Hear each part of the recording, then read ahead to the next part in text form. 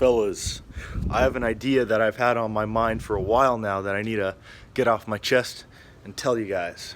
So, basically, you look at a lot of big stories, right? Like movies and such. And you always got a villain, right? You always got a villain. And whenever you have one of these villains, what makes a villain a villain?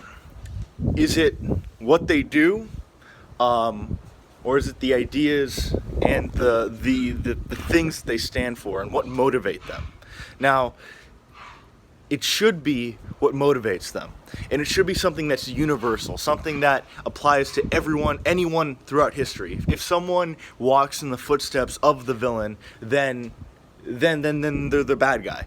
If they believe what the villain believes, or if they think in the way that the villain thinks, or they are motivated by what the villain is motivated by, then they're the bad guy, right?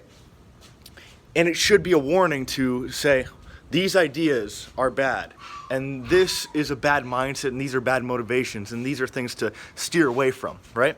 And it's an important thing it's an important lesson that you can learn from fiction.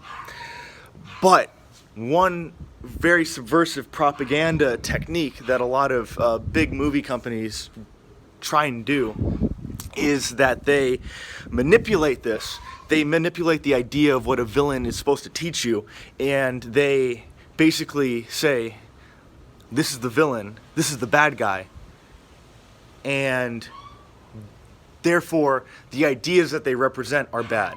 Not the ideas that they represent are bad, and that's why they're the villain. They switch it around, and it's a little, it's subtle, but it's something to watch out for. Now, here's how they do it. If you can, here's how you make a villain. If you make a villain do bad things that are universally accepted as bad, and then you make the villain believe in something, and they say, oh yeah, oh, I'm a right winger, oh, I don't believe in X, I don't believe in Y, oh, I'm a Christian, then if that person does something bad, right, then if they do something bad, then automatically the ideas that this person stands for are bad ideas, right?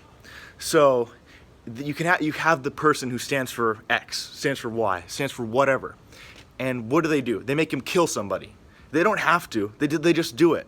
Oh, they make him, oh, this guy beats women. Oh, this guy kills people. Oh, this guy massacred people for no reason. Like from the way that they think, they didn't have to do any of this. They didn't have to kill anybody. They didn't have to do any of this stuff, but they just do it. And it's a lazy trick that a lot of writers use to make villains, but it's also a very propagandistic thing, because you don't have to explain why the ideas are bad. You just say, oh, the villain is bad, and therefore the ideas that they have are bad.